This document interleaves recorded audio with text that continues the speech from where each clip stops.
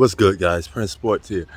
Um, so the Lakers pull out a win today, and I think this proves my point even more about LeBron James and the Lakers. And I told you before this game with the Cavs even start, if LeBron surpasses Karl Malone and the Lakers automatically start winning games, that proves he was stat padding the whole season.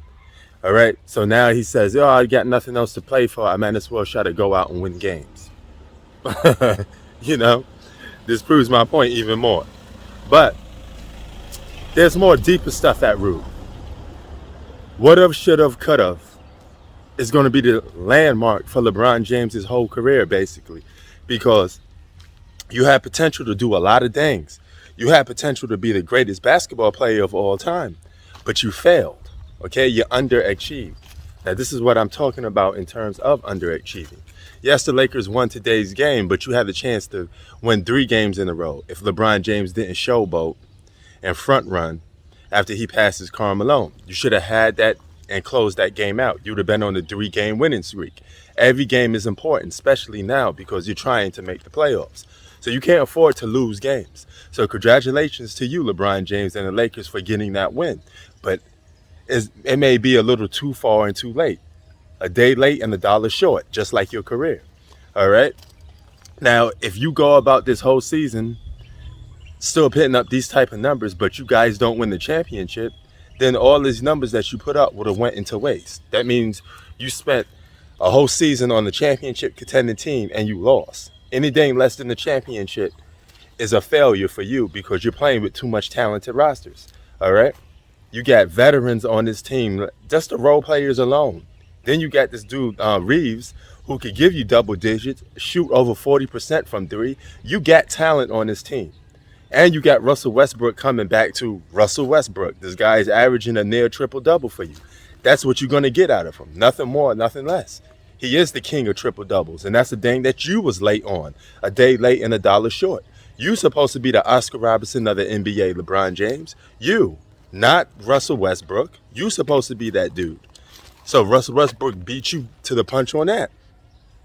Steph Curry beat you to the punch on a unanimous MVP. That should have been you. Now, you do have something that I am impressed with. You may become a scoring champ by the end of this season. And I am impressed with that. But not to the point that it's going to help your case for a GOAT. But nevertheless, I'd be impressed with it because it's an award, it's an accolade that nobody could take away from you. What did I say? I keep my word. If you could get something that somebody can't take away from you, that is more impressive than breaking a record, because breaking a record could always be taken away from you. Remember, if somebody takes something away from you, it's not that special, okay? If you could hold on to something and it's part of your legacy, like a scoring title, that's good. Now, you still have 2 scoring titles, would have, should have, could have, because you could have put your foot on your opponent's neck even more, suffocated the NBA even more, could have, should have, would have, and you would have had more scoring titles, more MVPs, and you would have had more individual dominance to a point that people wouldn't have questioned you to rather this guy was better than you, rather that guy was better than you. I'm not talking about the championships that you left on the table, because it's not just about championships. You got to have the individual accolades too. Now, you do have individual accolades, but it doesn't warrant you be the GOAT, because you don't have enough individual accolades for the GOAT, nor do you have enough team success to be the GOAT. But you do have enough of that to be a top 5 or a top 10. Okay, that's being fair. And that's being having a fair assessment, because I just keep it real with you. There's no bias. All right. That boat for being a GOAT has sailed, but you had chances. Could have, should have, would have. That's the legacy of your career.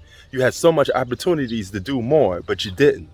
And nevertheless, you beat the Cavaliers today, but this should have been a 3-game winning streak. And I was telling, who I was talking to? Ryan. I believe his name is Ryan. I was telling Ryan, they could have went on a 3-game winning streak, and everybody would have been back on their bandwagon talking about they're going to win the championship. That'd have been more better buzz, a more better morale for your confidence of you and your team to go about winning these games, because you wouldn't have low confidence going in playing against the number one seed if that was the case. And for the record, you shouldn't be playing for the number one seed. You should have been the number one seed. Could have, should have, would have. See my point? What I'm getting at with LeBron James? Great. Great player.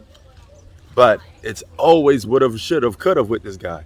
And then you're going to have his cronies make up a bunch of excuses to why he can't do certain things when he could have done it.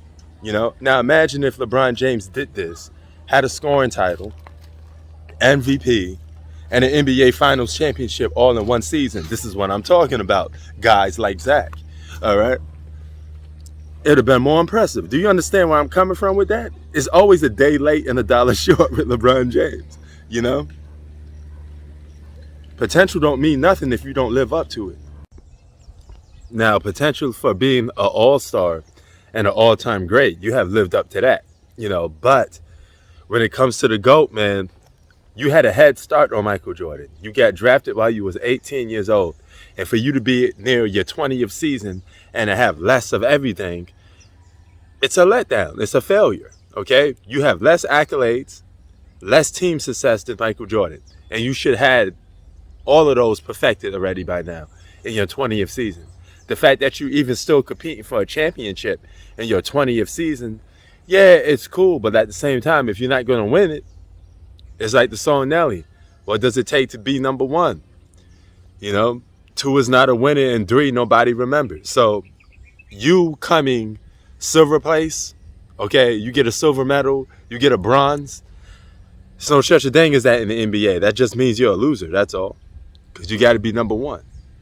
And if you're on the championship contending team, nothing less than the championship for this team is uncivilized. You have to win an NBA championship with this roster. Because when AD comes back, you will have a guy that can average 25 and 10. You have a guy in Westbrook who could give you double digits. You got multiple future Hall of Famers, great young role players. What more do you need? All you need is just to go out there, perform, and be the best player that you could possibly be. You don't need any more than what you got. And you have, technically, a super team. You have Westbrook, AD, and yourself. That's a big 3. Period. Because once it comes together, it's another situation now, is it? All right, then. And people suspect you to win for a reason. Do you understand what I'm talking about? So you're supposed to be holding up your 5th championship this season. No excuses. No, my leg hurt. No, I have a cast. It's championship or bust. And you better make the playoffs. And you better win the championship. Same thing goes for KD and the Nets. No excuses. You better win. Or else you blew it.